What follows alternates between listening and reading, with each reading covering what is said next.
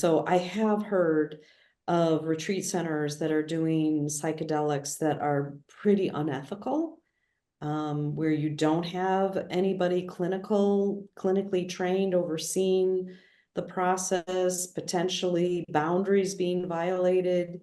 So that thought just came to my mind. So if anybody wants to further research this, what do they need to watch out for? Well, I would say first, there's there's so many communities out there that you should reach out to people who have already been to the places that you want to go, and probably even more than one uh, per place. If you wanted to make a checklist of places that maybe looked good on your Google search, and then yeah, looking at the background of these people, how long has their establishment been running? Um, the reviews, always a good idea. And yeah, looking at that staff to guest ratio, um, I have heard as well, and it's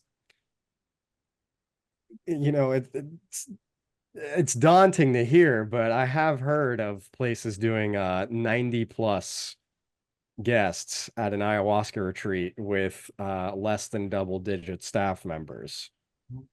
Um, so that is, mathematically, it wouldn't be possible to manage that if you get the wrong roll of dice there.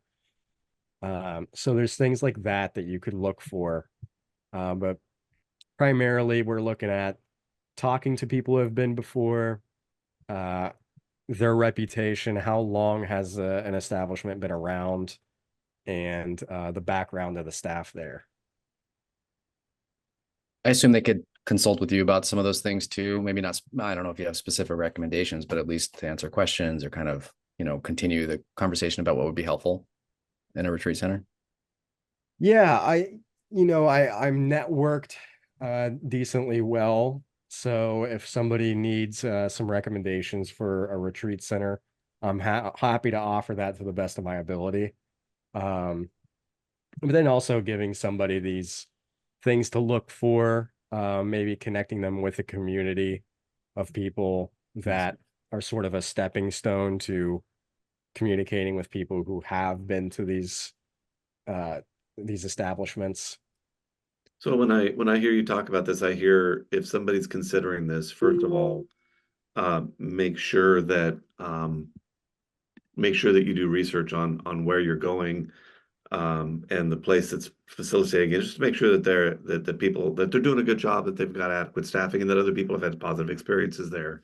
And then when you do your sort of own self-assessment, I hear you saying, really, if you're going to do this, you need to have been doing your own work already.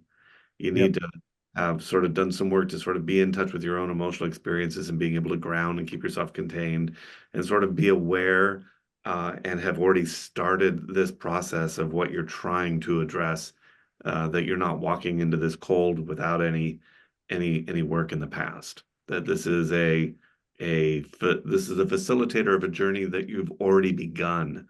This isn't the magic bullet to fix something that you haven't looked at before. Yeah, and not to take away from people who may not be able to afford mental health services or are really misguided in that way.